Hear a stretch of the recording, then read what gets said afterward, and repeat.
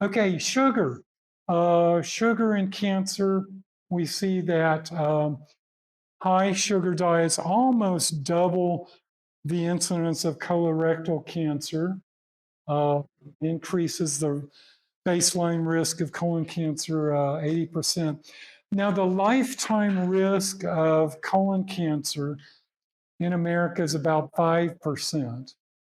So if you increase that 80%, you're going from a 5% to a 9%, for example. That I say that in preparation for one of our upcoming slides.